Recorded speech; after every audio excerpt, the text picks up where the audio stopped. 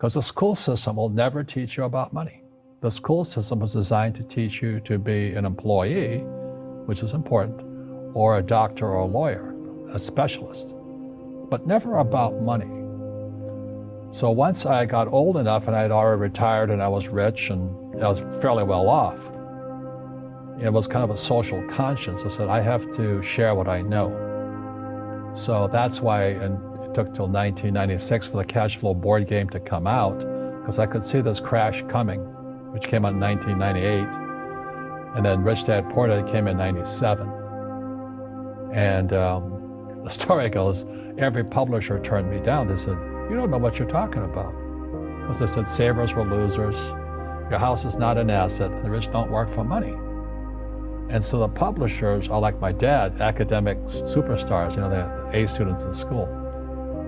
And so they turned the book down. And it took going by self-published route.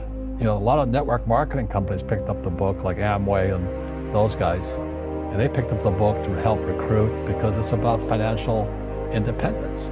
They're about the same thing I am. And then Oprah called in 2000. And then the next thing I'm on Oprah, and I went from obscurity to world famous, overnight success in 2000.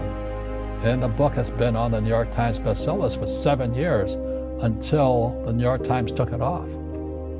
They said it had been on too long. But as you know, most people in publishing or journalism, they're on the other side of the coin of capitalism. So they don't like guys who make money. And that's like my poor dad side. So that's kind of the story. And I play Monopoly in real life. I don't need a job. I don't have a retirement. Don't need a retirement. I don't want the government to take care of me. But I felt a social responsibility to teach. And that's what my rich dad did for me. And you said the book is about accounting, and it is an amazing book on accounting because it makes it understandable. Yeah. And I took accounting in business school, and I know what you mean. It's boring. It's boring.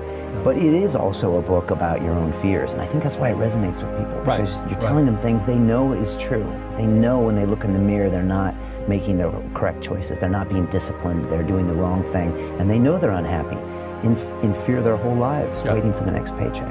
And it's understandable. We all have fear. To be truthful, we all have fear. It's just how you deal with it. And Einstein said, imagination is more important than knowledge, but knowledge empowers imagination. And what most people lack is real business knowledge, like accounting, like debt, like taxes. You got to know that stuff, but they don't teach it in school to anybody. So, and then when people ask me, how did your rich dad learn this when your poor dad, a PhD, didn't? And the answer is very simply, my rich dad, who's my best friend's father, his father died when he was 13. So his rich dad had this family business at 13 to run. So he had to drop out of school, which was his blessing. There's blessings, and sometimes the blessing doesn't look like a blessing, but it turned out to be a blessing. And then his teachers became his bookkeeper, his accountant, his attorney, his banker, his real estate agents. So he has what I call real teachers, not these fake teachers in school. You see, most teachers in school, they're out of ethics. They teach subjects they themselves don't practice. I had the same problem in my MBA program. I got into arguments with the marketing teacher because the guy didn't have a business. And then I got into arguments with the accounting teacher because the accounting teacher didn't know accounting. I knew more about accounting than him because I actually worked in bookkeeping in my rich dad's companies. And so I'm not an accountant, but I understand accounting. So that was the end of my school years because I understood what a fake teacher is. A fake teacher is somebody who just wants a job and they'll teach anything. They teach you how to shine shoes if you pay them more money. But they really don't know what they're teaching. For example, my calculus teacher, went to military school in New York, and I asked the teacher, I said, I'm in my third year of calculus now. It was called strength of materials.